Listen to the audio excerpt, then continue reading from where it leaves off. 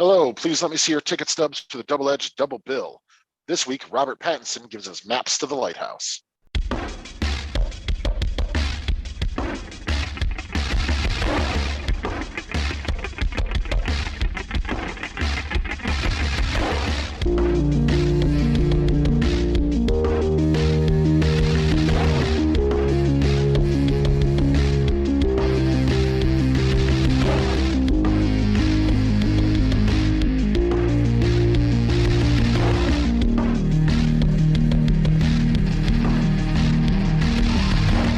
Each week, Adam Thomas and Thomas Mariani will come to the table to discuss the randomly selected yin and yang of a double feature. Then, both will have to pick a number between 1 and 10 in order to seal their fate for the next episode. One will have 2 good movies, the other 2 bad ones.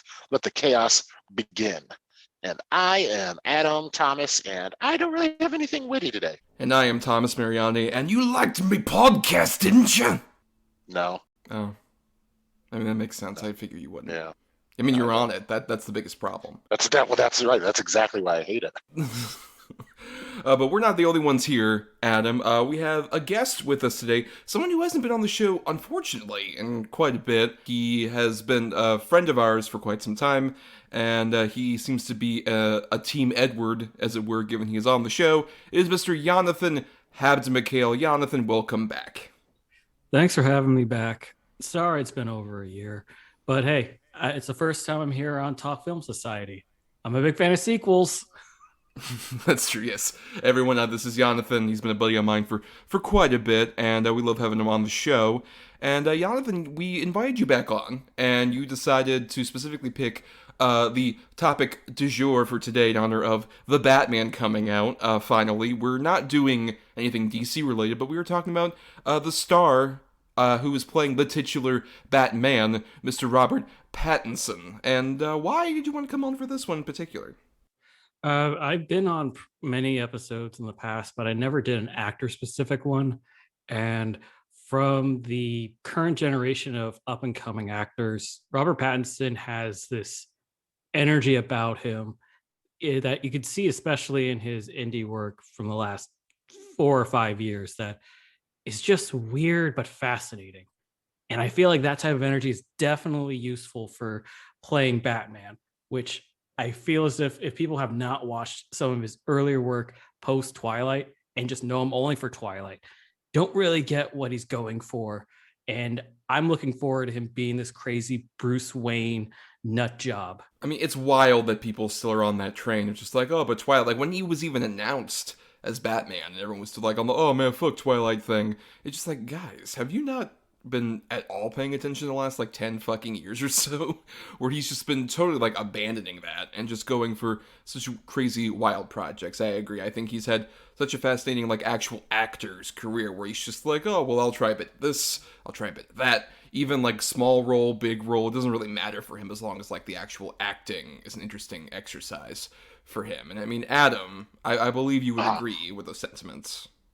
Oh yeah, definitely, man. I think he's one of the most exciting sort of, I hate to call him, he's not really like a big name mainstream as of yet. I think Batman is going to push him back into that echelon, because I know, he was that during Twilight, and then like we said, he kind of went off and did all these little weird indie movies and just kind of really explored himself and talents as an actor. And then I think Batman's going to push him back into that spotlight again, and it's exciting because he's done just great work, post Twilight. You saw him even during Twilight. But I just love also Pattinson just as like a persona, like whoever he is portraying whenever he does interviews is so insane to me. He's just some like really weird, like stringy, drugged out British dude who's just like, oh yeah, I don't give a shit. Like when they had to interrupt Batman for like COVID, and he's just like, no, I'm not keeping in shape, I don't give a fuck. And he's like in a hotel room like eating macaroni and cheese or whatever the fuck. I just love that weird persona that's just coming out of him, even with stuff like that. And obviously, like, I was, younger when Twilight came out, and I kind of had a similar, like, oh my god, he's just like a weird shovel-faced dude, or whatever. But going back to those movies, it's so interesting, especially, like, with the first one, how much he's actually taking that role seriously, but noticeably, how much he does not want to be there by, like, the last few movies, admittingly. He's very clearly just like, I want to get out of here, and just do weird shit, but at the same time, it's still, like, fun for being, like, the weird version of this character that like Stephanie Meyer wrote, and then the screen tried to portray and work around the source material. Apparently, in a recent GQ interview, he apparently was doing things so weird in Twilight that he was like pushed aside by his agent, saying like, "If you don't turn it around, you'll be fired."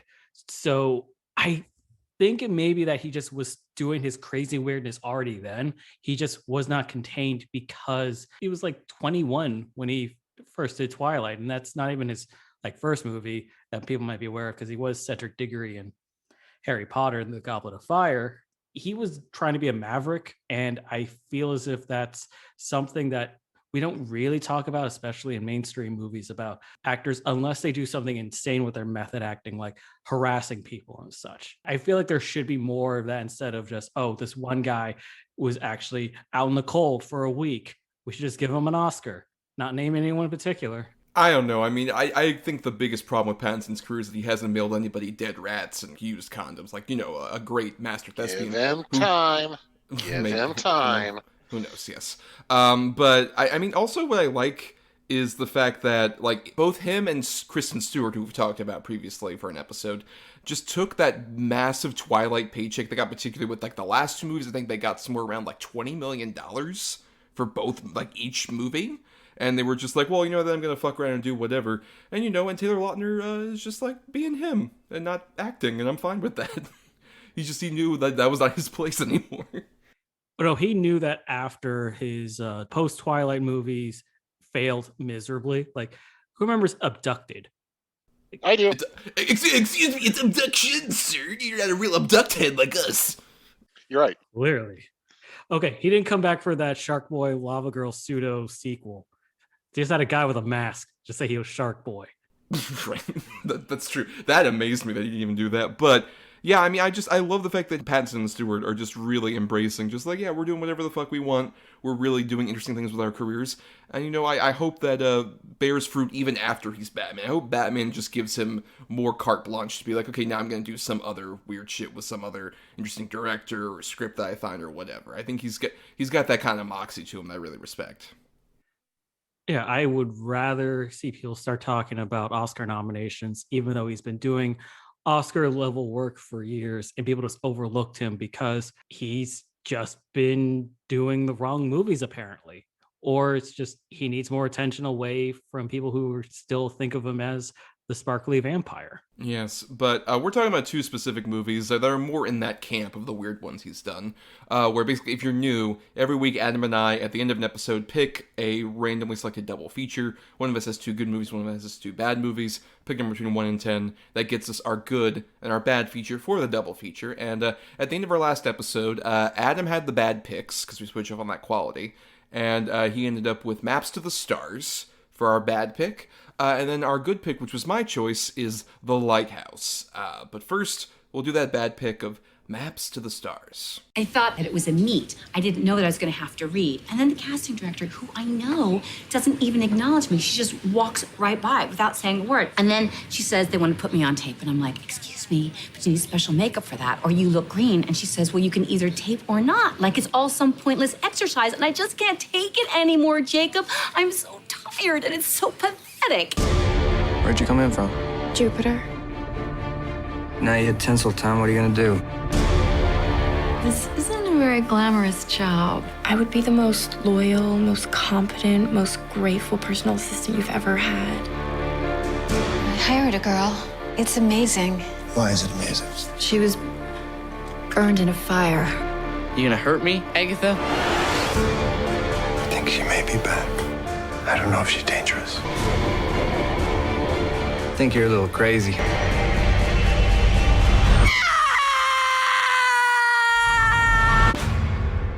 So Maps to the Stars came out May 21st, 2014 in like festivals and stuff, and was directed by David Cronenberg, who we've talked about previously. We've had an episode about him and stuff like that. But this is interesting because it's his most recent feature. For a while it seemed like it might be his last feature, but he's going to have the new one with Kristen Stewart, speaking of which, kind of The Crimes of the Future, which is fascinating. But this is his sort of Hollywood satire movie that's very bleak.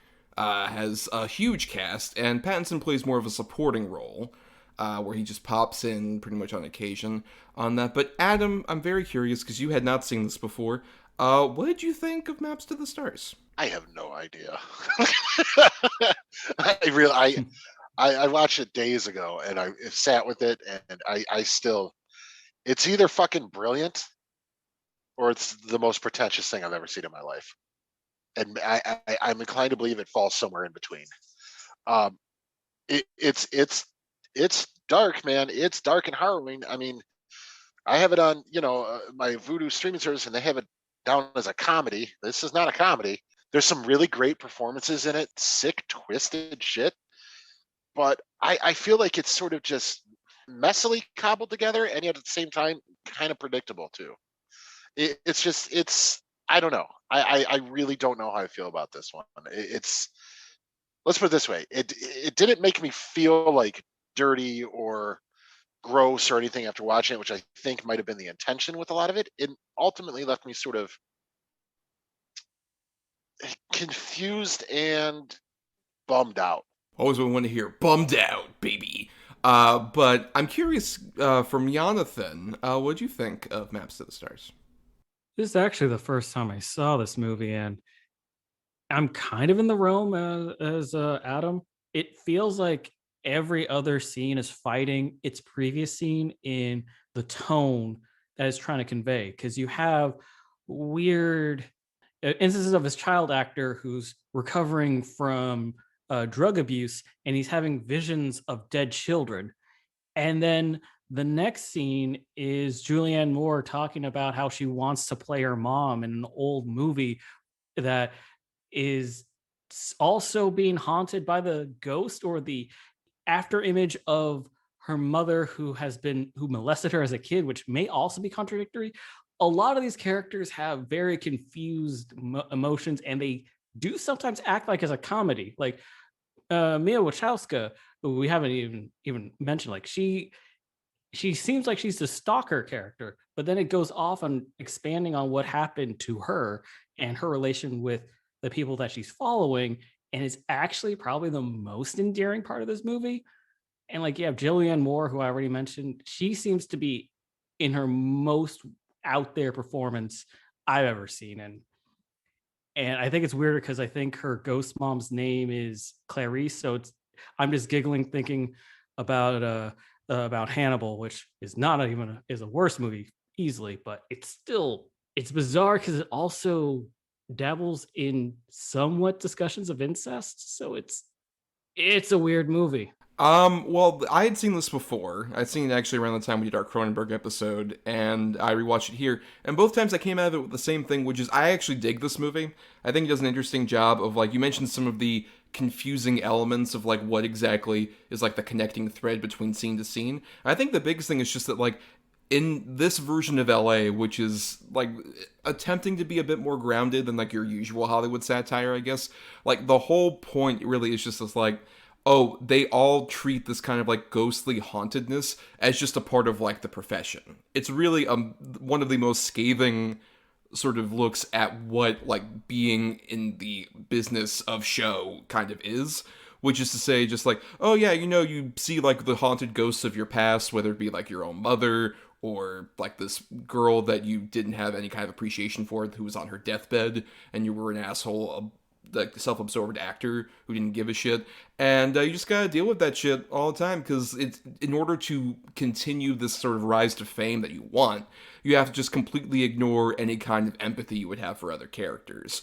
or ignore any kind of trauma you've had in the past. It's just, you gotta keep on progressing forward. And I just love the fact that, especially considering what we talked about with Pattinson being so much more of, like, the weirder kind of character actor thing, I love his performance in this because he's, like, the only sane person, basically, who just looks at all this as just like, y'all are fucking weird. It's just like Pattinson kind of being the audience surrogate in that way I find fascinating. But I like all the other characters too. I think there's an interesting complexity to all of them that I find engrossing, that is under that whole umbrella once again of just like, it's really actually soul crushing to be a part of this industry in a way that other Hollywood satires have tried to do, but I think this one does a great job of capturing at least, like, the emptiness that you feel in sort of being a part of the business. No, I can see that. I do agree that Pattinson's probably the most normal. I guess it's just that his arc is very subtle. He's just around observing these people or actively having fun with them. Is better performance from a David Cronenberg movie, bar none. I think what really bugged me is everything else around him outside of the main characters that I mentioned. Like you bring up the emptiness, and I feel as if the emptiness of Hollywood is really exemplified with John Cusack as a self-help, a chiropractic psychologist, media personality. It feels like it's the perfect role for John Cusack, especially with his behavior in the 2020s. Well, are you implying that John Cusack has become a bit more empty as a person, allegedly? Yes, allegedly. I mean, honestly, yeah, that's the thing. Like, watching this again, I was just like, oh yeah, there's no acting required for Cusack whatsoever in this part.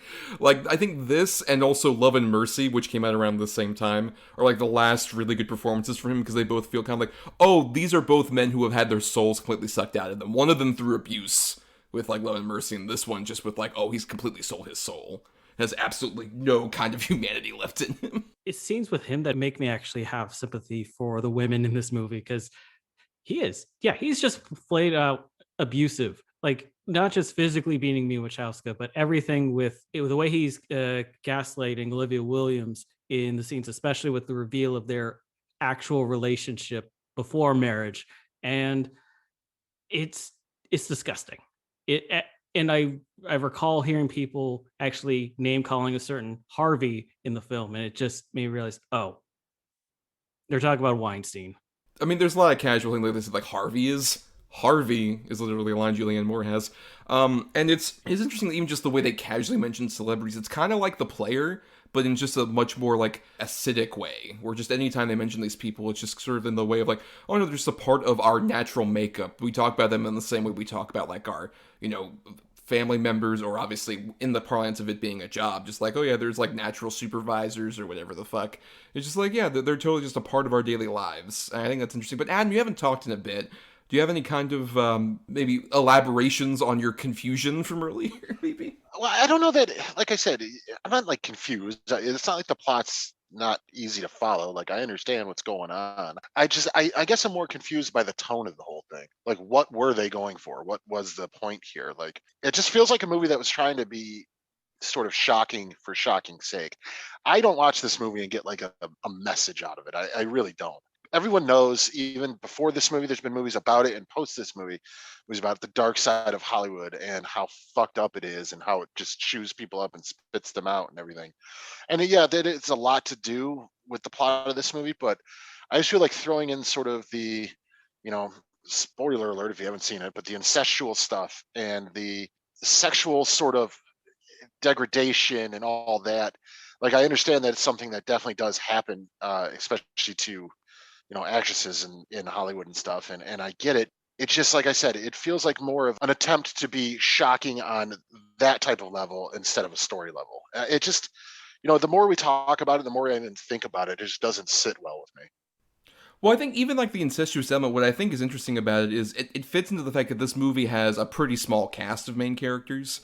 It's just like we see the same like maybe 10 people throughout this whole movie, and even then, like, we mainly focus on like a group of basically 6 or so. And I think that's inherent to like what the movie's trying to talk about in terms of like what Hollywood kind of does to people in terms of like it isolates you. It totally puts you in such a like corner where you're just like, well, who do I have to even relate to or be around except for like basically my family at this point? It's basically saying that just, oh, Hollywood culture drives people so away from any kind of reality that the only people that are around them are their own like family that they've made for themselves, and have thus warped into a whole new fucked up version of what it is. And I think that's par for the course, not just for like what this satire is doing, but even for Cronenberg, in terms of like what he usually does with sexuality. In this case, I think it's a bit more sterile, but in a way that I find, once again, kind of fascinating, because with any of these like other Hollywood satires, they're a bit more like over the top of the glitz and the glamour and all this other big major Hollywood stuff. Even like the degradation is treated as just like, oh, it's this big massive event. Here it's just like casual. And I think that makes it more unsettling in a way that I think is very intentional and interesting, as opposed to just for shocking's sake. I think there's a lot more intent. to it. I'm not saying you're inaccurate. I'm sure that maybe that was the intention. I just, for some reason, it just didn't land. Let's put it this way, though. This is not a movie to where I'm like, I've seen it once, I'm good. Like, this movie kind of deserves another viewing, I think, especially, maybe even on someone like me who's a Cronenberg fan, Pattinson fan, a Julianne Moore fan. Fuck John Cusack. But I would, I wouldn't mind like rewatching this again. It's also the type of movie that I don't know that I'll ever be in the proper headspace to do it. Like like I said, it just feels so muddy to me and poorly cobbled together. I just, and I think Jonathan said it really well earlier. It feels like every scene is trying to like maybe outdo or have a bigger moment than the scene before it. It all just sort of feels like just a bunch of scenes. It doesn't really feel like a connected, cohesive piece to me. I think what works more often than not in the movie is that it's still connected by the themes. Like bringing up the incest, like it really is kind of incestuous, as Benji, the John Cusack's son, the child actor, has the vision of the kid that he met at the hospital, but also of a kid who was a child of a colleague or a rival of Julianne Moore for the role in the movie. The thing is, Benji never met the kid at all, and the kid just appears in his own visions. And the real connection that there is just that both actors have the same agent, and it kind of feels like that's what they're going for with trying to be incestuous in a way that does not feel sexual at the, because Thomas said it perfectly. It feels sterile that they have these connections. They just say like, "Oh yes, we are siblings and we must get married," and these kind of things. Like there's nothing about any sort of intimate touching or any or even emotional intimacy besides whenever people read the poem, which we first hear from Julianne Moore's young mom, which Sarah Gaten is working her ass off as that ghost. She's actually the funniest thing in this movie to me. I think she is definitely one of the better interesting things, especially that concept given Julianne Moore is like this aging actress who is already in the shadow of her mother, but also the fact that her mother died at such a young, pristine age, and every time she's just visiting her saying just like, "Oh, you're old and washed up and you're terrible, but I will be preserved like this forever." It's this weird thing that she's almost encased in another thing, like the fire metaphors that keep going, like Mia Wasikowska's like visible scars and all this other stuff really shows just like, oh yeah, the only real sort of escape is just either like death or to find like some sort of connection in the most sterile way. Like you mentioned, like whenever this incestuous theme is brought up, it's brought up as just like the natural conclusion to them because they have nothing else. We're just like, yeah, sure, we're the only people who know each other's awful pain and shittiness, so we might as well just fuck each other. It's this weird, once again, it's this, like, desperation that comes out of just, like, a lack of any other option.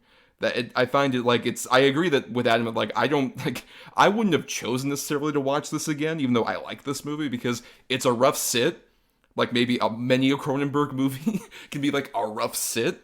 But I think it still was, like, doing a lot more interesting things where you say, like, oh, every scene feels like it's completely disparate from the other. I think that thematic connection really helps, but also it feels that, like, it's just kind of observing these characters' lives as they kind of, like, cross between each other and how it's not sort of, like, plot-heavy, but it's very heavy on just the fact that, like, oh, when, say, Mia Wasikowska comes back into their lives, it just brings up all these horrible scars they want to completely ignore.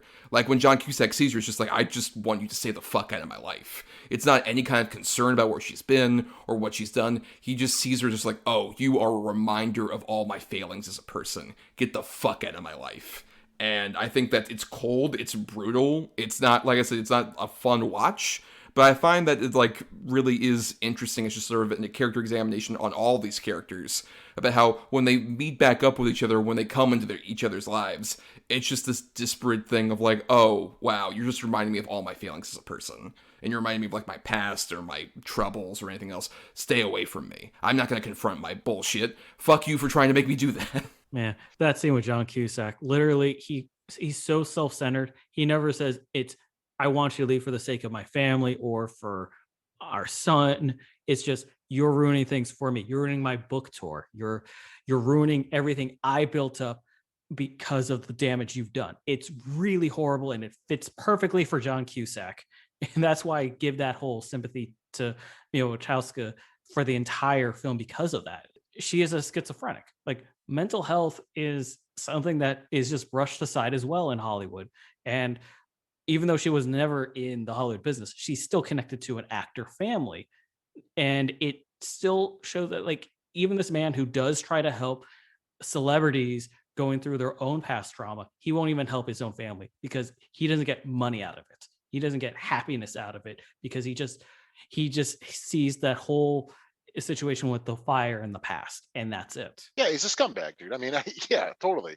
It's all about him, even to the point to where once Benji almost kills the kid and all that stuff, and he's driving in the car. He's like, "Oh, we'll just contain as much as we can, and we'll just do a book deal and go on a tour and Oprah ourselves or Dr. Phil ourselves or whatever, and bounce right back." It's just he doesn't give a shit what happened to his kids. And the thing is about the daughter character, he knew where she was the whole time. They knew she was in that fucking the mental facility where she was and everything, and she was writing them letters, and they knew all. They just didn't keep the letters. They didn't give a fuck because it just wouldn't suit their modern lifestyle or their famous lifestyle.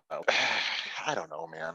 I'm just not on it with this movie. I like it. I like a lot of it. I like the performance. This is probably my favorite performance of hers. Mia, I don't even attempt to pronounce her last name, but it's probably Wasikowska. It's probably my favorite she's ever been, to be honest, because I'm usually not too plus on her. I think she has a tendency to be a little wooden, but she's really good in this. Pattinson's great in his little role. Julianne Moore goes fucking full bore in this movie. But it's just like I said, it's just to me, like I said, it just becomes there's such a pretentious level to it for me. And I don't understand why. I'm sure that's not the intent. But it's just something about it. Just, I don't know. I'm having a hard time, like, even thinking of, other than some of the performances, a moment that happens in this movie that I'm like, well, see, I really liked that. I really enjoyed that. And I don't know that there is one. Well, I will say, I think I also really like, you mentioned Julianne Moore, I think she is like the stellar standout of this movie. I think because she is so clearly coming from like a real place of being like a woman in Hollywood, especially one that's like over 40. Like, I love how many of the scenes are her just trying to keep up so she can stay somewhat relevant, even being like horribly monstrous. With stuff like, there's this woman who is her friend who is cast in the part of like playing her mother's role from the original movie in a remake. And then that woman's son dies in a pool. And she's just like, oh my God, I can't believe it initially. And then within seconds, when her agent is just like, well, they might be recasting with you, she instantly forgets that empathy. She's just like, well, are you sure this is like an actual offer? It's a deal that I can really do? And she goes outside and like sings and dances with Mia Wasikowska. Like, the actual patriarchal Hollywood system has completely fucked her over as a person, to the point where it's just like she can't even have empathy for too long before immediately she has to diverge back into like, oh, but how is this going to affect me and my career and my relevance and all this other stuff, because that's all she can really cling to in her life at this point. And then the moment she actually starts to find any kind of success and go back into like, oh, potentially starring in this role, she is an awful person, especially to Mia Wasikowska during like the big climactic conflict that goes on. And Wasikowski even has that where she has these delusions about like, oh, I'm like Twitter friends with Carrie Fisher and all this stuff. I think this is one of the better movies to also talk about like that parasocial relationship element of it, where like, oh, we have this kind of connection to celebrities we think we have via like online stuff or seeing them on the silver screen, but really those are all these like delusional fantasies because we want to kind of escape in her case. Like, the poem they keep quoting is called Liberté by Paul Ilrod. I apologize for mispronouncing that probably. And looking up especially about that poem, it's fascinating because it's basically a list of things just like, oh, I write your name in my notebook and all this other stuff that is kind of about like apparently the poem author's like obsession with a girl that he met during like the French occupation, but really became more about a desire for like, oh, I want to like expand beyond my own world. I want to keep going forward and out of this. And all these characters want that. They want like freedom to some extent. Like, liberté means freedom in French. They want to get the fuck out of there. They want to like not be stuck in the secluded area. But the trouble is the world has crafted this around them, this like weird, upsetting existence that they just can't really get out of it whatsoever. I think it kind of fits even with like, Cronenberg's classic horror themes of just like, oh, we can't like really get out of the systems that are created by, you know, where how we live and like the world that we're living in. There's not that much of a difference between like the themes in this and like a Videodrome, honestly, or even like The Fly, in terms of just being kind of like trapped in this thing that's partially your own making, but also just like this drive for like attempted success and fear of death and all this other stuff. I think it does a really good job of, he's always done a good job, I think, of exploring those kind of themes. They really fascinate him, and I think it works pretty well here for me. You know, I really do agree with that, Thomas, because the constant recitation of Liberté is first from the old movie with Julianne Moore's mother, then from Mia Wasikowska, and also Benji when he reads it on his own, and I believe also Julianne Moore recites it at one point. It really shows the systems in different levels, because you have in the movie the idea of the psychiatric ward trying to control a young woman who may or may not even have a mental illness. They never confirm it because we don't actually see the movie within the movie. And then you have the entire thing with the family trying to control Wachowska, as well as, like we said, the entire Hollywood system first pigeonholing Julianne Moore into the aging actress. But they still, even if they have these positional issues, which technically also goes into generational systems, even if they are different realms of family, business and such, it's still, their actions show not the best options, which they could have done, like especially having a house being burned down, someone burning themselves, someone just fucking someone's boyfriend. Like, it's all these things that they try to act out, and it doesn't seem it. They're not positives to help them out of their situation, but you can't blame most of them. John Cusack, I keep repeating, fuck him. He's the one who actually did so much that he is a perpetrator, and he could have avoided half of the things that happened to him in this movie. I mean, I actually do agree with everything you both just said. I think all that stuff is there, especially, you know, like you even compared like to Cronenberg's other works and stuff like that. I mean, it's as simple as even like in some of his other movies, escaping even like, you know, the flesh and the body, and just wanting to be free of all constraints. Like, yeah, that is there. It is here. I found myself bored a lot. And this is a weird movie to get bored at, because there's a lot of shit going on in this movie. It's just, I don't know. And it was pretty easily, for me, like I said, pretty easily telegraphed. Like, I knew well, obviously, I don't think, but again, I don't think it's meant to be a big secret, but I knew that, you know, Mia's character was the sister. Like, and I don't think that's supposed to be like a big sort of reveal, but it's just like, even that, like, I got it like kind of right away before they even tried to really sell it. And it's just, I don't know. I don't think it's really a movie that gives that much of a shit about it being quote unquote predictable. I think that's like such a secondary concern compared to like all the other elements that like it's going for with like the thematics and the character related stuff. Like, in terms of a predictable plot, I think that's so secondary to what the movie's actually doing. Yeah, I mean, maybe you're right. I don't know.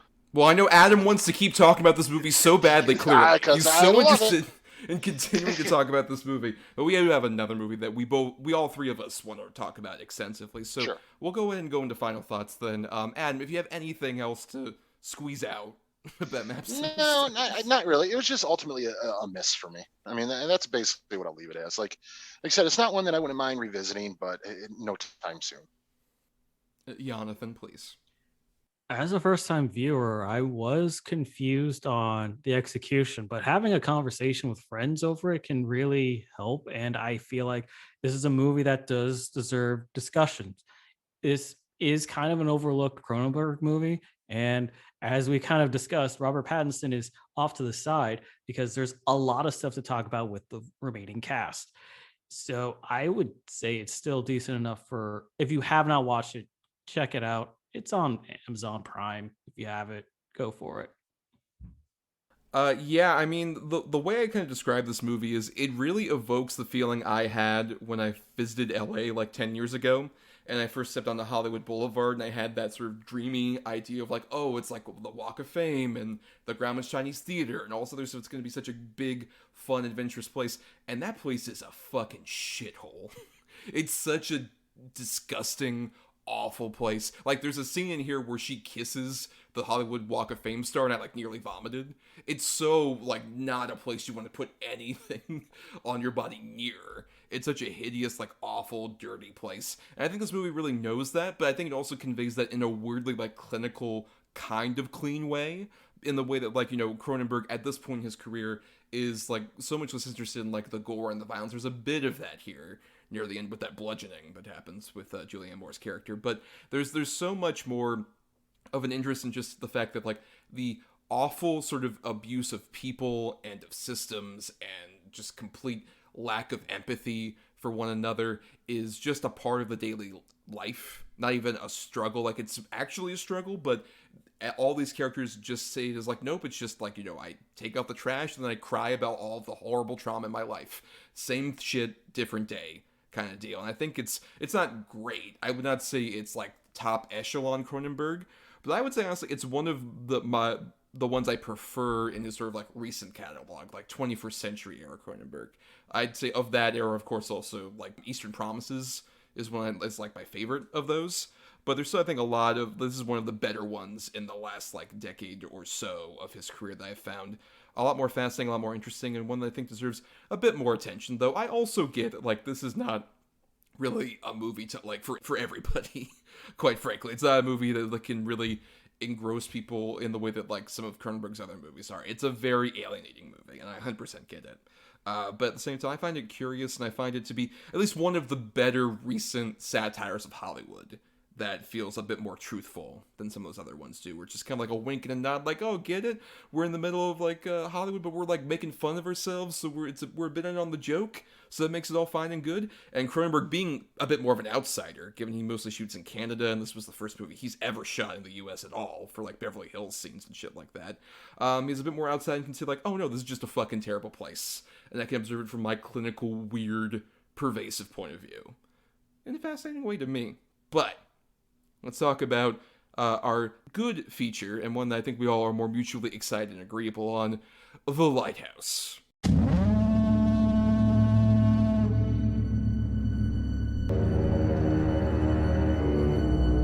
Tell me, what's a timberman want with being a wickie? Starting new. On the run.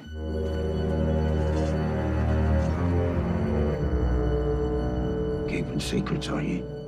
No, sir. Why don't you spill your beans?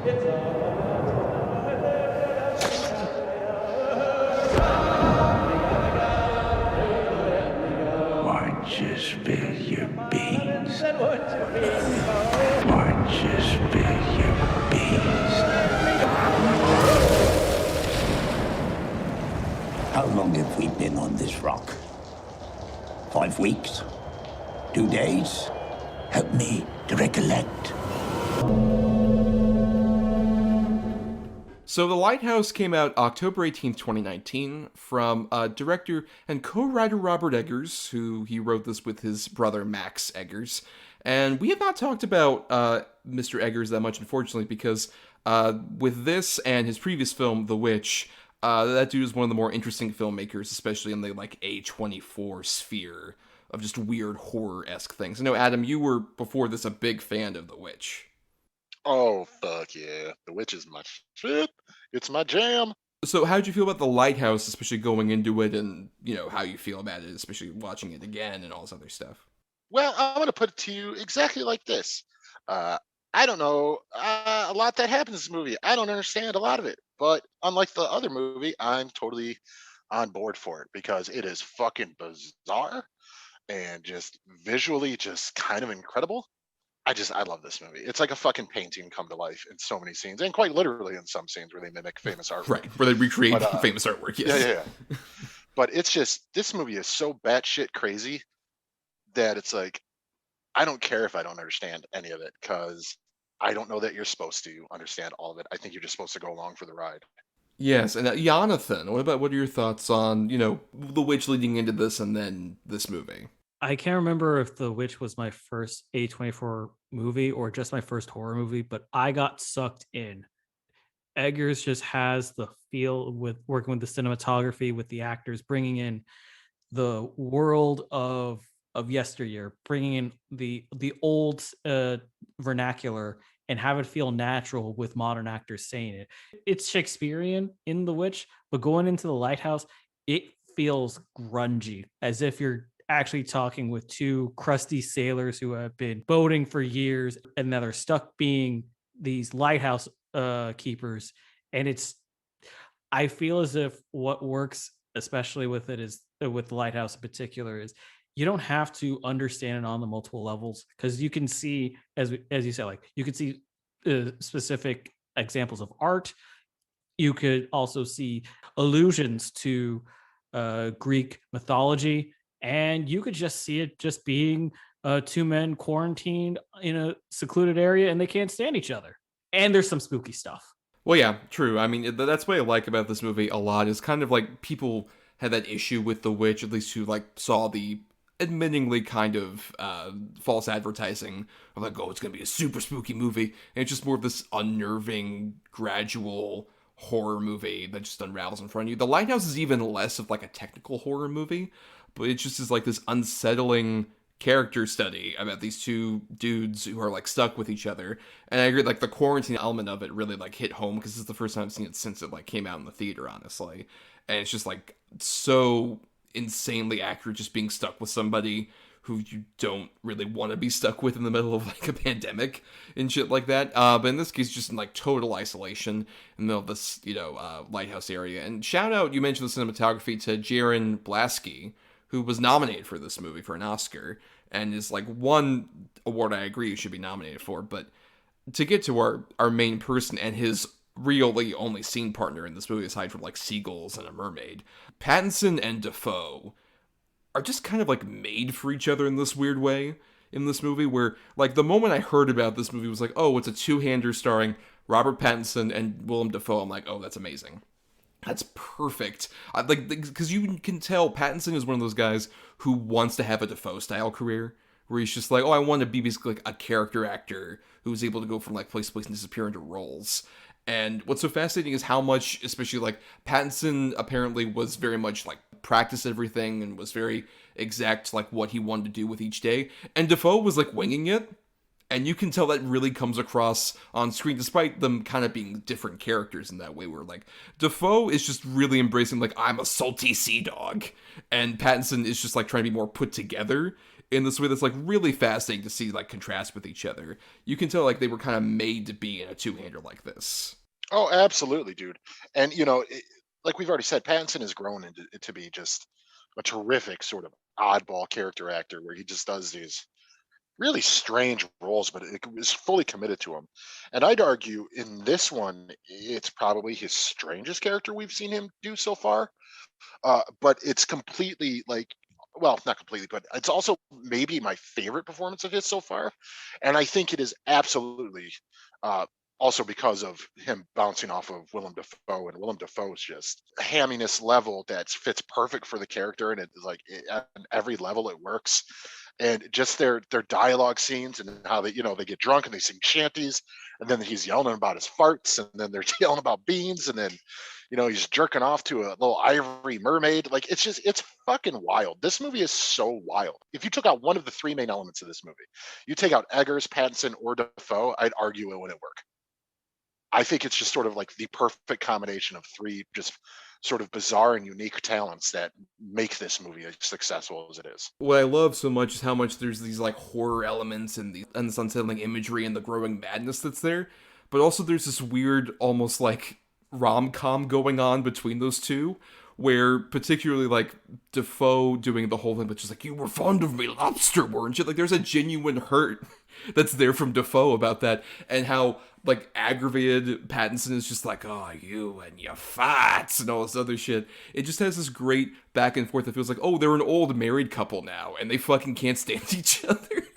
It's so fucking funny at the same time that it's intense and terrifying, and how so much of it, because of the weird continuity of this movie, where it feels like, oh, what happened yesterday was like 3 weeks ago, as they like flat out say to each other, just immediately puts you in this unease of just like, oh wait, their relationship could change on a dime, where they could be screaming at each other about to murder each other, and then they're like drinking and like dancing with each other at the same time.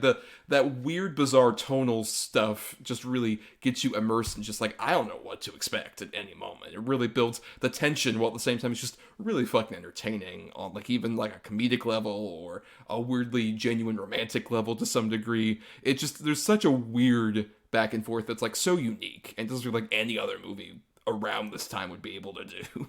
Honestly, I feel like most of what we see with Pattinson outside of just doing things around or even at night, I just think it's all dream sequences. Like, I don't think any of it happened. And even if Willem Dafoe was like, "Oh, we were talking about this thing out like a few weeks ago," I think he's just messing with him, because I feel like there are points where he's kind of fooling with him because he's the young guy who really may not be strong enough to be a wickie, using his own words, but it feels as if just being around and having fun drinking is, yes, it shows that they're actually jovial, but I could see it more as them just be trying to have some sort of entertainment, since they're the only ones there besides the seagulls and maybe a mermaid, or maybe not, who knows.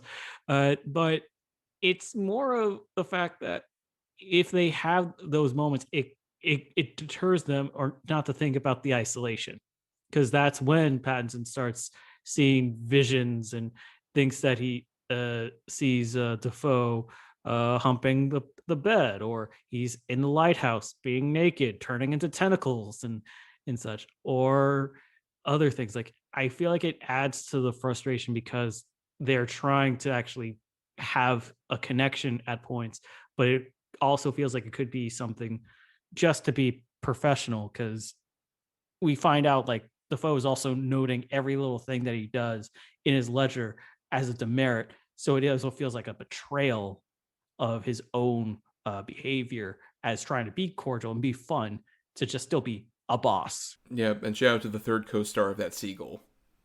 That Yes. fucking seagull. That Every time it seabird. shoots. Yep, that fucking seabird. It's bad luck to murder a seabird. I can't recite however many different weird things that Defoe says, of just like his weird salty sea person language. Like, it feels like he's just literally the three-dimensional composite of like the fucking sea captain from The Simpsons, Captain McAllister. He just has that energy consistently. Even in the credits, they say that they read various journals from Lighthouse owners and other fiction just to get idea of how to get that vernacular down, because it feels like a cartoon, but it's still genuine because it's Willem Dafoe doing it. He believes that he's been a wickie for decades and a sailor before that. And he can also shoot light beams from his eyes, I think. Right, which is the recreation of the hypnosis. Right, the painting. Yeah, I love that too, where those shots are so immaculately put together and are just, like we said, realistic depictions of like a painting just come to life. But then it'll cut to something as simple as like fucking Pattinson taking out the fucking bedpans and going out to try and like throw it out into the sea, only for literally his shit to come flying back at his face. It's so great, where like this is a movie that could only be done by someone who has like a total lack of any kind of like self-image, that would be like, oh no, I have to be like the main star of this movie, I can't be somebody who's like degraded to any degree. No, Pattinson is willing to just do the wildest shit, like when he's masturbating to the wooden figure of the mermaid and shit like that. He's just like, nope, I'm willing to completely degrade myself for this character. And I just love it, how much he's just willing to go into weird, bizarre territory that makes him look like a crazy person. Oh yeah, man, he's fully committed too. I mean, that's the one thing about, Pattinson, and again, Defoe and Eggers. I mean, this movie couldn't be made if they weren't fully committed, on this wet gross locale, probably cold, I'm sure, and they're completely on board for it. And then yeah, the visual stuff like with the painting and stuff, and then yeah, with Defoe, humping the bed, but then like whatever the mermaid sex organs are that they show, like whatever's going on with that, and then it's just everything is brilliantly cascaded in levels of shadow. It also helps that it's black and white, which bravo for going with that decision. It only amplifies the look of this movie. It works on so many levels. This film is so meticulously put together in every single way. Like, I mean, like Jonathan mentioned, with them finding old diaries and journals and almost recreating this language that only a handful of people really spoke, and them fully diving into it and that becoming their vernacular. And then the clothes, the facial hair decisions, which there's great facial hair in this movie. It just, everything about this movie is just, like I said, perfectly done. It's like a master, I guess, painter with his brushstrokes. I mean, that's everything we're seeing on screen is just Eggers painting this beautiful yet dark and disturbing and violent sort of painting. It's beautiful. Man, I'm just recalling Willem Dafoe doing that whole soliloquy that he curses to Pattinson after insulting the lobster, and I'm just thinking like he really does look like some sort of Greek god. Like he could be Poseidon casting down nightmarish and disgusting terrors onto this man, which fits really well because we talk about being black and white. There's also the light that's been the far focus of it all that really is only amplified because it's in black and white, because it's like the biggest shining white thing. Well, everything else is still so gray and murky, either from the clouds, from the storm, from the crap that's being thrown on Robert Pattinson, just the grime of working through all of the Lighthouse work. He's dragging oil drums, like it's nasty, but they really do emphasize on when things are so ethereal with the light. Yeah, it's like the combination of the light and also that endless foghorn. Like how that just keeps repeating in your ear this whole time. It's like that one source of light and the boom, boom. It just really just gets you on edge. It kind of feels like apparently they had originally tried to adapt The Lighthouse, which is like the unfinished Edgar Allan Poe short story, as this, but watching it feels like you're in a Telltale Heart situation where you're, especially with like a Pattinson who has this like whole thing about the murder that he committed that he's hiding and like changing the different names and stuff like that. I did such a great job of really getting that like constant worry and the thrills of just like the tension rising, the drudgery of working at a lighthouse, being covered in this filth, being like constantly rained on, being laughed at by seagulls. All this shit just like really berates down to the point where it just causes madness.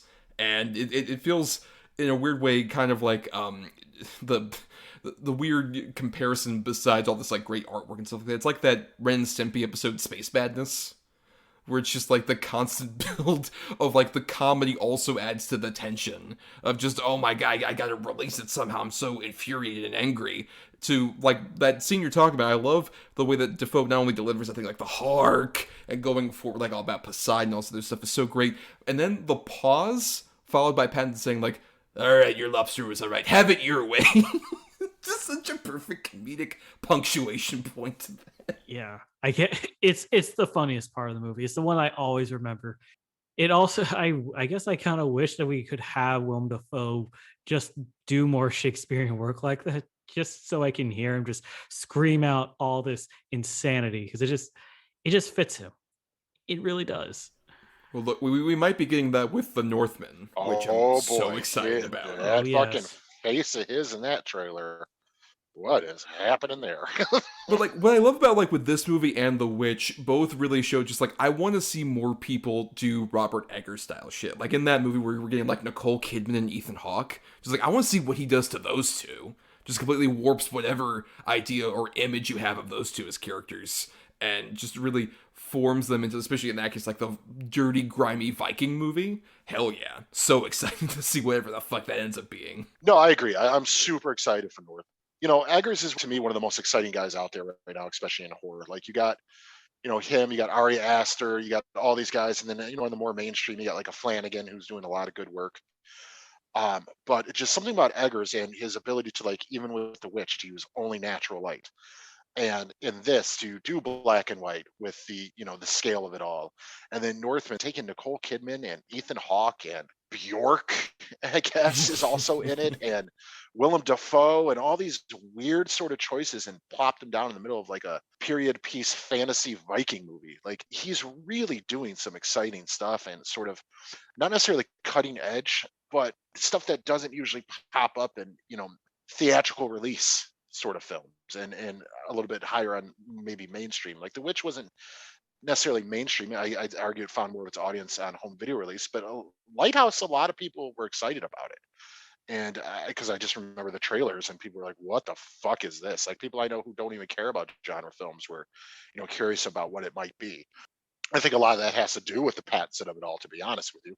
There's really nobody out there making movies with sort of this meticulous but also reckless abandon like Eggers is, and I'm so excited to see where he goes. Basically, what I would kind of equate Eggers to is he feels like somebody who would have been around in the time where like these films were made. Like The Witch feels a lot kind of like a modern interpretation of like almost a Hammer style unsettling thriller, or this movie feels obviously like a much older kind of like almost silent film era with like the aesthetics of it, the way the aspect ratio and stuff like that is. Like, it feels like he's one of those guys, but he also likes to dip into like the modern cinematic thing in terms of just, I want to do weird fucked up shit that like whatever Hays Code or whatever would not have allowed us to do back in the time when this was a popular style. I want to do just weird shit with old cinematic techniques. I think it's like, he's one of the better examples of that, from where some people can use it just to like blandly recreate older styles of film, as opposed to he's just like, now I want to take this and do weird shit. And I love that with especially this movie. It feels like another rumored thing he's been tempted to do is Nosferatu, which there have been so many different versions of Nosferatu, and it's like, oh, how is he going to do it differently? Now it's just like, I must see what your Nosferatu is, whatever the fuck you're going to do with that. Yeah.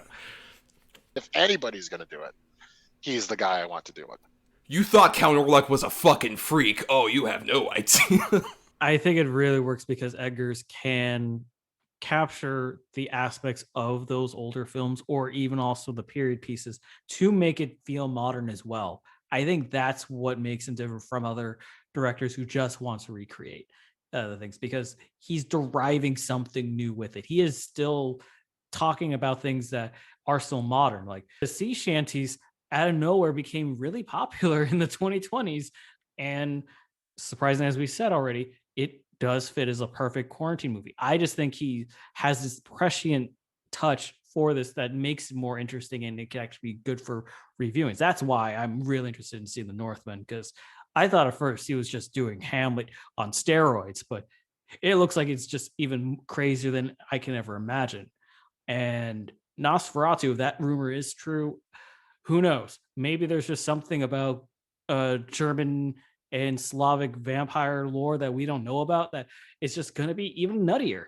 We're looking at The Lighthouse as a film about two men in northeast area of the US, and he's bringing up stuff from European art, from Greek tragedies and all that. It's not something standard, and it's impossible to be made without him. And I do agree with what Adam keeps repeating.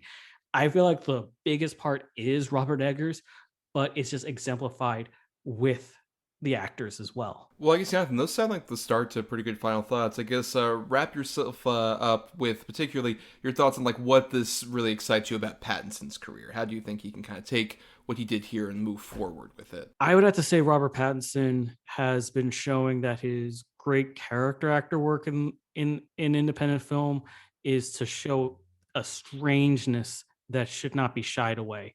It should be explored, and it should come out in ways that are engaging rather than just distressing. You should bring out the power to actually empathize with whatever he's dealing with. And that's how, as an actor, he can go further so that the audience can still love him beyond just being a pretty face, to be that weirdo that is also still handsome, and you still want to see him go and do nuttier things, work with actors that you would only dream of actually having this guy work with together.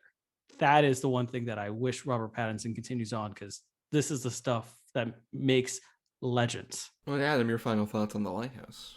I mean, it's just such a bizarre, weird little movie that it's just once it's on, you can't take your eyes off of. At least in my case, people talk about artsy films or things like that. Like I would use this as definitely as an example, but in the best possible way. Like not as an insult. Like this movie is a piece of moving art in every way, from the way it's shot, acted, the color, to the ambient noises, just everything about it just works on every single level. This is like I said, I love The Witch. I think The Witch is my favorite of his too, but this to me is definitely the most perfect movie he's made yet.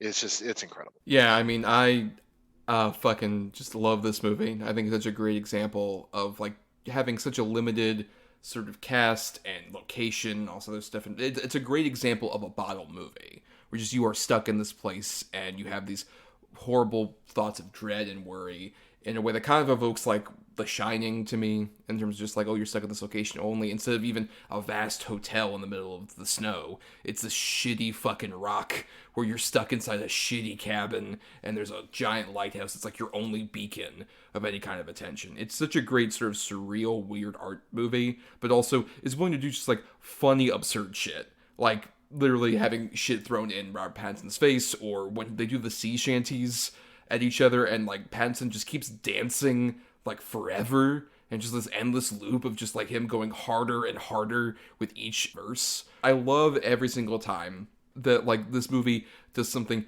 weird and off kilter and bizarre and even crude. It just adds to the perfect tapestry of like, this is both a beautiful portrait of two people going mad and a silly buddy comedy where these two guys like want to murder each other. It manages to like walk all these different tightropes so beautifully and perfectly, and yeah, I dig it quite a bit. But now, it's time that we did our weekly segment, where after we discuss our double feature, Adam, myself, and a guest, potentially like a Yonathan here, does the double redo, where we each have 4 movies, 2 good and 2 bad ones, 2 recommend and 2 not so much recommend. And for Robert Pattinson, I'll go ahead and start with my choices here. My first choice for the good is a movie that he made around the same time as like a Lighthouse, but I think is so stellar, and one of the more underrated ones, I think, of High Life, which is a sci-fi film that it starts off with Pattinson in a space station alone, except for it's just him and a baby. Like, there's no one else in this crew. They're just stuck in deep space. And Pattinson has to basically, like, do manual tasks to survive from day to day and gets, just the bare minimum for him and this child to eat and survive. And that's about as much as I want to say about plot, because from there, this movie becomes a weird, psychosexual, maddening movie. And I believe this was Claire Denis, who's not a filmmaker I'm as much familiar with. She's a French director who I know has done similar, like, weird psychosexual movies. And I think she does such a great job here with making like something like space and being isolated and alone feel so engrossing and natural in a way that it feels kind of like a movie about being at the edge of the world, or sort of like in a almost apocalyptic event where it's just you, and in this case like a child who you want to try and like survive with. It's such a really interesting, fascinating way, and I love how the whole movie develops. And I think I get really emotionally choked up by the end of this movie.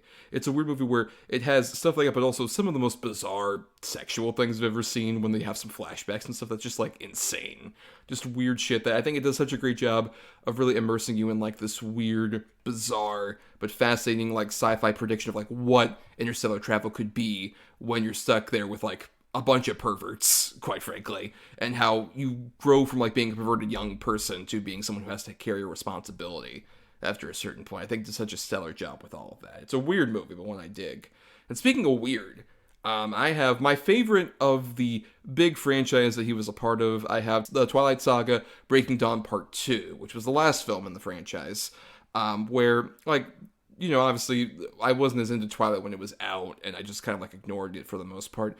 When you get to like from the first movie all the way to this movie, so much bizarre shit happens, and this is the movie where all just culminates. Like, they broke up that last book and decided, like, you know what, with the second one, we're basically going to do like the best X-Men movie that's been made in quite a while, with just all the different vampires that show up with different powers, and also we're going to try and juggle Edward and Bella's kind of like culmination of their like married life that they've had now, but also the child that they have that's rapidly growing, and also the Taylor Lautner Jacob character has imprinted on. Just all this weird shit that's going on here, all the way to this amazing climax, which I won't spoil it for anybody if you have not seen this, but it has one of the best examples of like having your cake and eating it too I've ever seen in a movie. It just does it so perfectly, and it includes obviously Michael Sheen just chewing up so much scenery in such a fun way. I think it's just this perfect bizarre punctuation mark to this weird series that has so many things to try and juggle with, like the source material and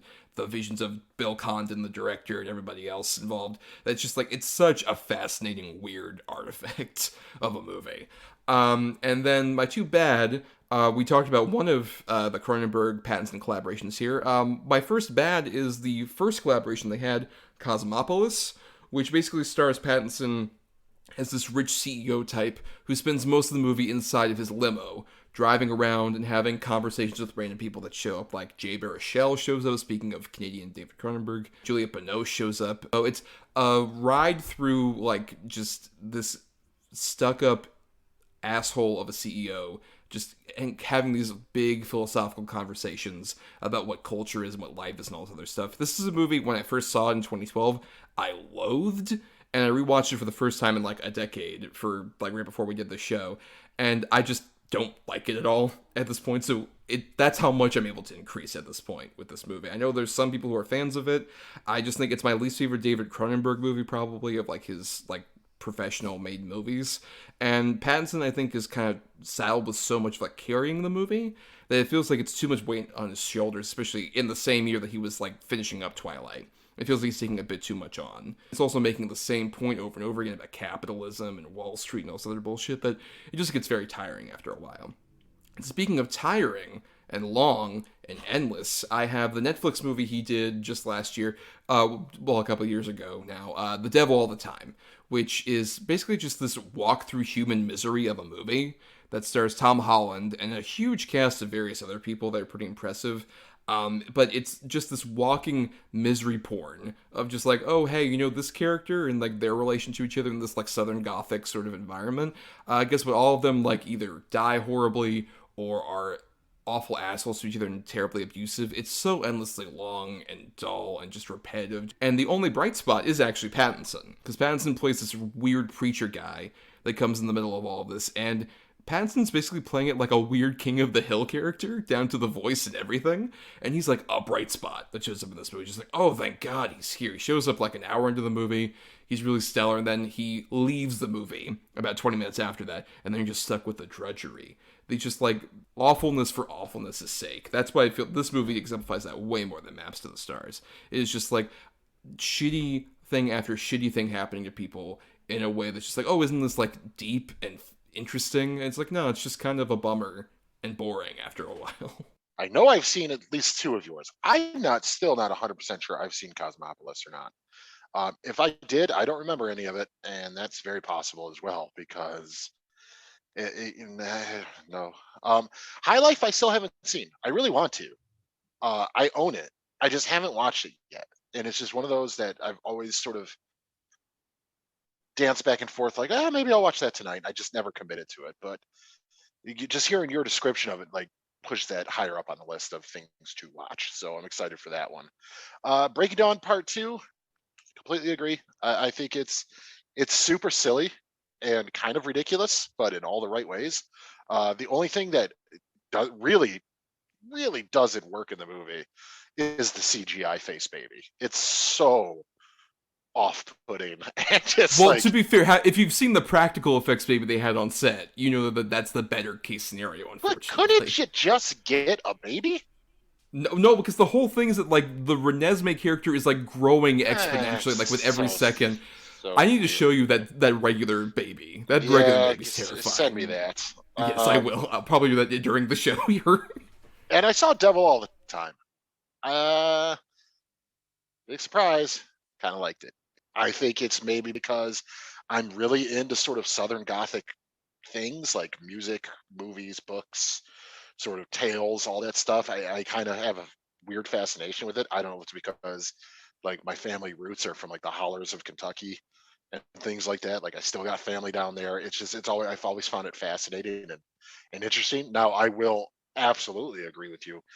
That is not a fun movie as far as like you're not going to feel good. Pretty much every character, in fact, I'm almost positive every character you meet in it ends up with some kind of fucked up thing happening to them, or they're fucked up in some way.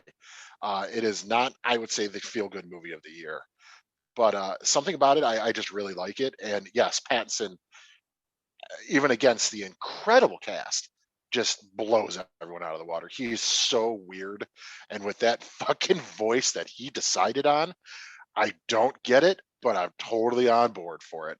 And he's really really fun, scumbag, but really really fun. Yeah, that's a damn weird movie. And oh my god, He's fun. so I'm looking at the practical baby. Give me that CG baby all day, son. This thing, I'm not fucking sleeping tonight. Great. So that's what happened in Nikki Reed's career. She had to hold that thing. She's cursed. Just fucking hell. Oh boy.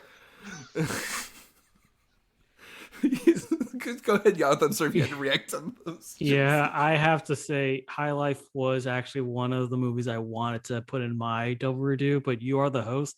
It is definitely a hard recommend. If you enjoyed the Lighthouse, you should definitely check out High Life. To go even further into psychosis and sexualness, it's that sexuality and energy is still there while going through an existential story. And I think Pattinson is definitely the best. I won't even spoil some of the other cast members because they really just come up and is like, is that really that one? Oh my God, it is them. Like it has that feel, and it's something that needs to be seen. Like I jumped in not knowing anything, and it was a ride. I'll be fair. Yeah, Twilight Breaking Down Part 2 is the best one because, like you said, they do explore all those different vampires from the different covens and different countries, and it shows what they could have done as a greater story. And plus, you got to have more crazy, kitschy Michael Sheen just squeeing over vampire girls. It's just delightful. Adam, I don't know how you could forget Cosmopolis. I remember seeing half of Cosmopolis years ago, and then I rewatched it for this episode for the rest, to just so I can say I finished watching it. And yeah, it is an unforgettable trash fire.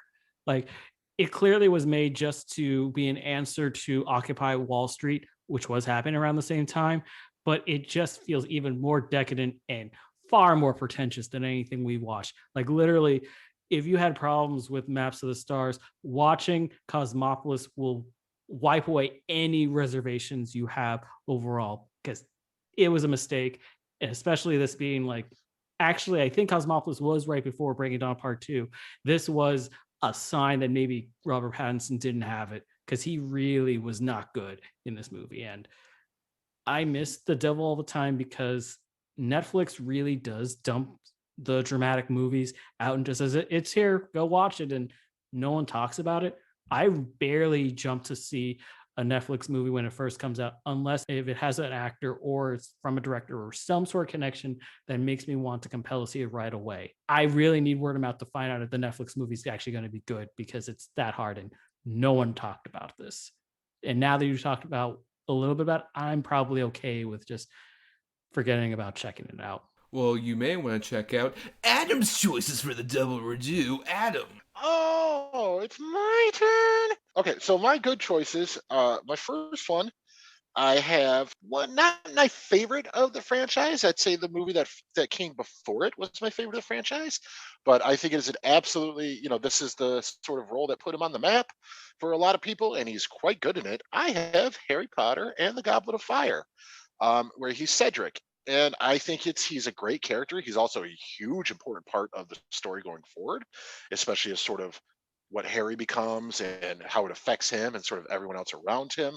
And it also really makes the threat of Voldemort real and tangible for the first time really in the series, because it's Voldemort in the flesh, as we'll see him for the rest of the series. And it's a great little performance. He's not in it a ton, but you really get this sort of warmness to him, and you get why Harry befriends him so fast, and why everybody's kind of fond of him, and why he's so popular, and yet he's not really a jerk. He's just a good kid, and I just absolutely think it's a great performance, and it absolutely deserved to get him some attention.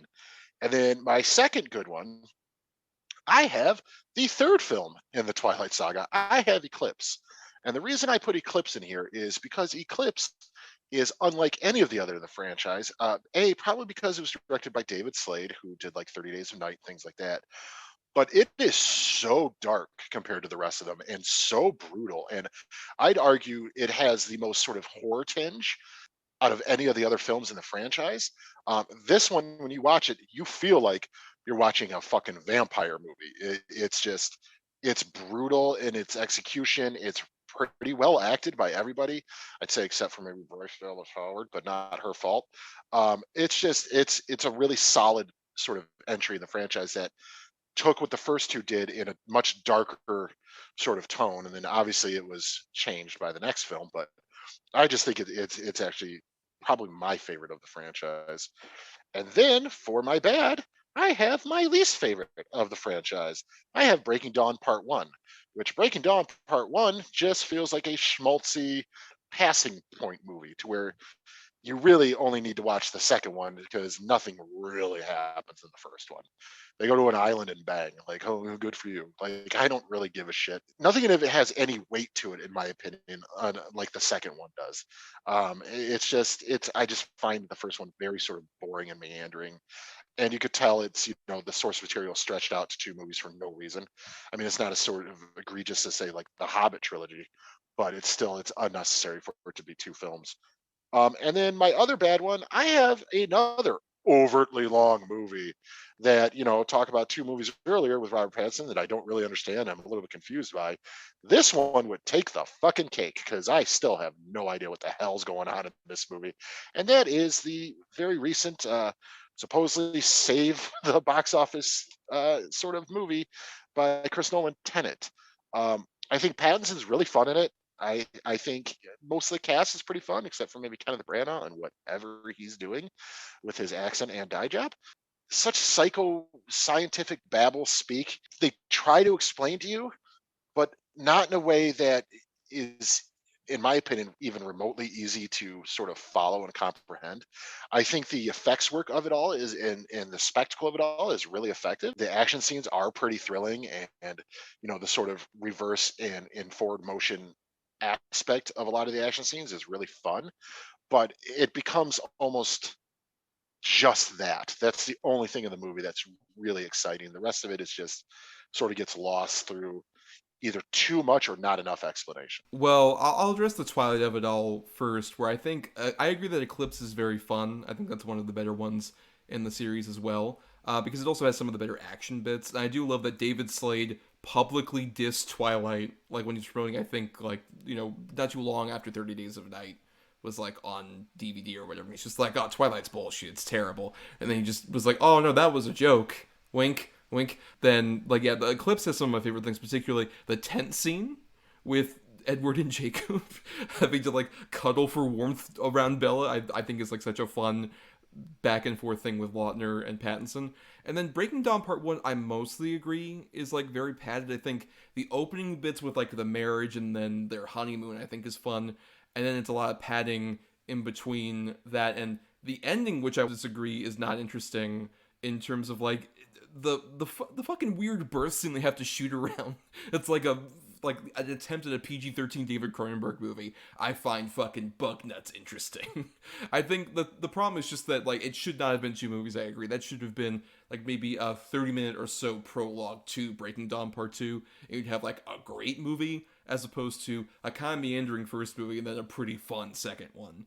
But then, I mean, with your other choices, Tenet is a weird one where I initially saw that in a drive-in because we were deep in pre-vaccine times, and worst movie to watch at a drive-in. Terrible decision for me to do, because you have to pay so much attention, and when you're in a fucking drive-in setting, it's a bad call. But I did rewatch it at home with subtitles and everything, and I would still say it's lower echelon Nolan for me as well. I'm not a huge fan of it. I think it is like so obfuscating. There are fun like set pieces, and I do like John David Washington and Robert Pattinson's chemistry. It's just like time bros, basically. I think they're fun together. But overall, yeah, I think it's a pretty underwhelming Nolan effort. And the Goblet of Fire, yeah, despite all of the problems that are inherent to Harry Potter currently, both the weird directions the franchise has gone, and then also the awful opinions of J.K. Rowling. It's weird to kind of go back to that, but yeah, I think Cedric Diggory did such a great job. And shout out to the guy who ever plays Cedric Diggory's dad. It's one of the most soul-crushing scenes when, spoilers for an old-ass movie. That fucking, he was just, howls, my boy! dude. That's my boy! It just, it's devastating. It's horrible. Oh my God. It really hits hard. Ooh. All right, I do have to say, like, Cedric Diggory seems to be the big thumbprint on Harry Potter. I feel like with just having Pattinson being that jovial guy trying to help Harry, it really does cement that horrible death. And also, I think maybe there's a slight inclination that Pattinson may have influenced the whole point of that sequel play, since it's all about going back in time to save Cedric Diggory, and it's definitely not just because of the character in the book. It just feels perfect that they're almost trying to save Pattinson from being in Twilight. Speaking of the Twilight sequels, I think Eclipse's best parts are definitely the flashbacks to the rest of the Cullen family, seeing how they were when they were first turned into vampires, dealing with the Civil War and the 1920s and such, like just seeing how these immortals were when they were human. It was just more fun. And that gets cut off with Breaking Down Part 1, because like you guys said, the only thing that really mattered about it was the horrific pregnancy, which could have been tacked on at the beginning of Part 2, and it would have been a really awesome ending. Tenet is a weird one for me. I did not like Interstellar or Dunkirk, so engaging with Christopher Nolan after those two movies, who I felt were very padded, I looked at it more as just a what if James Bond movie, and I didn't try to engage it any deeper than that. And I had a far better time watching it. I do think Pattinson and Washington do work out really well, and I do want to see more of them together in other movies. Make it some sort of Lethal Weapon. I don't know, something weird like that could be fine, but other than that, it's nothing really to engage. I guess now it's my turn. For my good choices, I picked Good Time from the Safdie brothers with Pattinson, also with Ben Safdie, as two brothers who attempt a robbery, and it goes awry with one of them getting arrested, and it just gets nuttier from there. If you've only seen Uncut Gems from the Safdie brothers starring Adam Sandler, you should definitely see Good Time, because it is a good time, but it's also a bad trip. Like, it is insanity to see what Pattinson goes through in 24 hours trying to save his brother, which really gives up that emotional through line that it goes to places that I don't think anyone would expect. And my other choice is The Lost City of Zed, starring Charlie Hunnam. Thomas had it as one of his good picks for the Redo in the Adventure episode, and I have to echo all of his opinions, because it's actually a really good tale of seeing how exploration and colonialism is re-examined by a man who's obsessed with trying to find this white whale of a civilization. And you have Robert Pattinson as this great side character in one of his later missions of trying to find Zed, and he's just great with the facial hair, especially if you do like his mustache in The Lighthouse. You should definitely see the facial hair work there, and he's also giving all he can, because I think this was the film that Amazon really wanted to actually get far more attention in the Oscars, but for some reason it was a summer release. It's bizarre. For my bad picks, I went with a theme with this, because Robert Pattinson seems to have really two big modes in his career. It's either romance films to attract a mostly female audience, or weird indie films where he does something interesting. My first pick is Water for Elephants, which is I can't recall the director right now, but Pattinson plays a med school dropout who goes to join the circus to take care of the animals, and he falls in love with the ringmaster Christoph Waltz's wife, Reese Witherspoon, and it's a dull romance. Like you just think that these two are just really good friends who bond over animals, especially the elephants, and dealing with with working in a circus in the turn of the century. But Christoph Waltz he's just doing his usual shtick, and it doesn't work here. And he's always just questioning Pattinson, like, "Are you messing with my wife?" And every time you get those kind of scenes, Pattinson's like, "No, nothing's happening," because you believe with Pattinson because there's no romantic chemistry between this 22-year-old man and this 40-year-old woman. It does not work at all. And at least Pattinson's still good in the movie, but it's not a movie that you could just jump for that. I would say pick any of the Twilight movies if you want to see romance, and obviously who hasn't, especially with our choices. My other bad pick is The Rover. Guy Pearce is in Australia 10 years after a nondescript apocalypse, and he's just trying to get his car back from Robert Pattinson's brother, because Scoop McNairy, the villain of the story, which really isn't much of a villain, is just a guy. He just takes the car because their truck didn't work, and he left Robert Pattinson for dead because he's just an asshole brother. And then Pattinson throughout the entire movie is just annoying. When you mentioned about him doing voices like kind of like a King of the Hill character, he's like doing a weird fusion of Bobby Hill with some weird Bush accent, and it just mixes horribly with his British accent because it fades in and out, and it's just the worst type of dialect that he's just spewing, and he's already an annoying character that's just unbearable. And you just have Guy Pearce stone faced for 90% of the movie, and it's just not a good run. Like you're literally roving with these guys across bushland, just the outback, and you have these great shots of the deserts, but these characters are just awful. Well, I have not seen Water for Elephants, which should mention you forgot the director. It's Francis Lawrence of the Hunger Games sequels and Constantine fame, as we're all aware of and we all love. But I have seen at least your other choices. The Rover, I think, is kind of a weird, interesting attempt at, like you mentioned, like it's an early example of him trying to kind of do something weird with his sort of like post-Twilight career. And I think it's him and Guy Pearce are kind of fascinating in a way that keeps me somewhat interested in the movie. But I do agree that it's not necessarily my favorite. It's very forgettable, especially as like an A24 movie that's just kind of like, that's astonishing, really.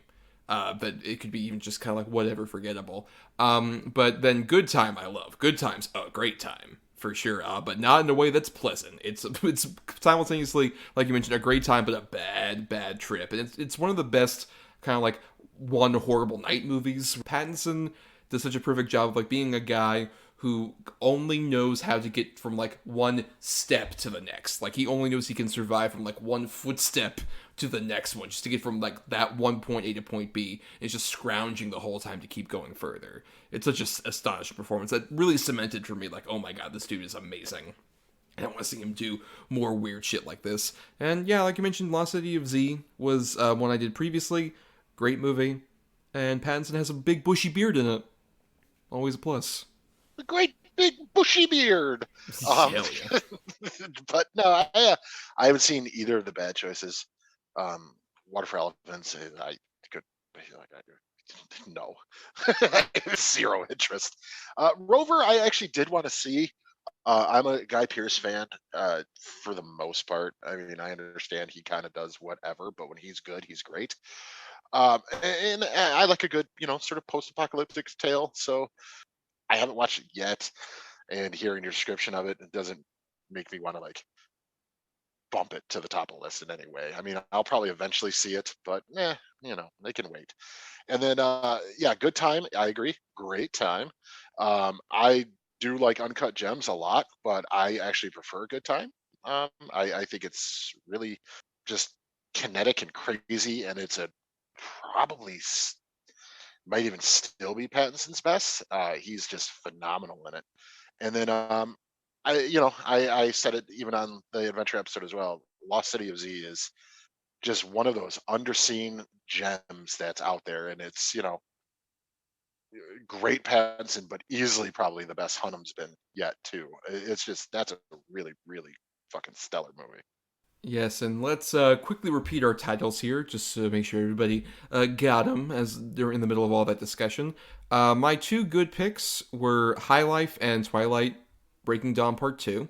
And my two bad were Cosmopolis and The Devil All the Time. And my two good picks were Harry Potter and the Goblet of Fire and the Twilight Saga Eclipse. And my bads were Twilight Saga Breaking Dawn Part 1 and also Tenet. My good choices were Good Time and The Lost City of Zed. And my bad choices were Water for Elephants and The Rover. Yeah, so we recommend you all submit your titles for Double Redo, and we'll gladly talk about them on the show. Like, shout out to Christian Alvarez, loyal fan, previous guest, all this other stuff, who says for the adventure episode, he submitted the Double Redo of, quote, Romancing the Stone and The Rocketeer, while the bads would be Red Sonja and Howard the Duck. Does Howard the Duck count as an adventure? I mean, look, it's a roaring ride. Roaring fun ride. Fucking guy. Yeah, thanks, Christian. Yeah, thanks, buddy. Yeah, Christian, good choices. I'm not trying to knock you with Howard the Duck. It's just, it feels like the off one out of the four. You could tell him to fuck off. It's okay. Only you can do that, Adam. That's your job. Okay. Well, yeah, Christian, go fuck yourself, buddy. Well, we have some people to thank before we do our picking for next week. Stay tuned for that. We want to thank people like Chris Oliver for the intro and outro music used in our show. Listen to more of his music at chrisoliver.bandcamp.com. Thanks to Christian Thor Lally for our artwork. Follow him on Twitter at Night of Water. That's Night with a K _of_water to find all sorts of great stuff that he's made, especially on his link tree where you can find his Instagram and stuff like that. And we also want to thank our supporters on Patreon, patreon.com/DEDBpod, where for just $1 a month, you get access to bonus episodes that we do, and also you get to vote in polls and stuff, where you can choose what we do for an individual episode as a topic or a movie or whatever. And some bonus podcast stuff that's out right now. One, we would have recently released our Roadhouse commentary featuring a friend of the show, Shaquille Lambert, where we watched the movie along with him for the first time in his case, because Adam and I are big fans of the movie. Shaquille goes completely in blind, and it's a pretty fun discussion that we had a lot of enjoyment recording. And then look forward to, of course, we're talking about Robert Pattinson for the Batman. We'll be doing an On the Edge of Relevance episode about the Batman that'll be pretty special, but you'll have to hear it to see exactly why. Ooh, I can't wait. We're going to be doing 1920s noir characters the whole time. Yeah, it was all right, see? Yeah. I love the bat and the cat. Got a little moxie on him. Yeah, see? Kid's going places. Yes. I'm sure Yonathan is so excited because he is, of course, along with being a great guest and a great friend, a patron, and we really appreciate all of those factors to you, sir. Thank you for being on the show and for supporting us, and please, where can people find you out there on the internet? Oh, it's a pleasure to always be on the show, Thomas. And you can find me on social media at Black_Gendo, BLACK_GENDO. I'm more or less just retweeting anime stuff. I may have a comment here and there. It's just this whole quarantine world is just harder for me to go on Twitter regularly without someone saying something horrific. So I'm seldom there. But if you want to connect with me, you can also find me on Facebook, Yonathan Habtemichael, YONATHAN, last name HA, B as in boy, T as in tower, E as in Edward, MICHAEL. We can talk about film or whatever. I am an easygoing guy, and I really do like talking with you guys about random movies every couple of months, or it seems like now it's been over a year since the last episode I was on. Be on more often. Yes, we should definitely have you on sooner rather than later. And if you want to, follow us on those hellscapes Yonathan mentioned on Twitter and Facebook, we are at DEDBpod, where we post episodes and little fun bits and pieces and such. And also, you can submit feedback to us, doubleedgedbill@gmail.com, all spelled out. And if you want to find more of me, you can find me on Twitter, Instagram, and letterboxes at NotTheWho'sTommy.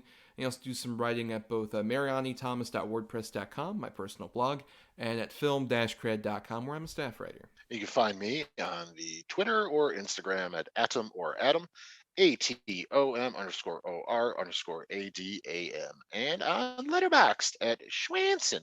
That's SCHWANDTS. And for more of our audio antics, subscribe to us on Apple Podcasts, Stitcher, and other podcasting platforms. If you're listening on Talk Film Society, why not listen to all the other great shows on the network besides us? But you can also dig into our archives on our Podbean main feed. There's a link in the description for that, for the several episodes we did before we ever joined Talk Film Society. And nothing else, if you can't support us on the Patreon, the completely cool and free way to help us out is to rate, review, or simply share the show around, because that gets us more visibility. Yeah, super free to do. Not just free, super free. Super free. Yes. It's like super freak, like Rick James. Rick James, remember that joke? Oh, so relevant. Just delivering all the witty, relevant things. Well, of course, now it's time we finally did our picking for next week, where basically at the end of every show, if you're new, Adam and I either have 2 good or 2 bad movies. We switch up on the quality for that. We've assigned numbers between 1 and 10 for our choices. And either each other or a guest, like Yonathan, picks number between 1 and 10 to get us our good and our bad feature.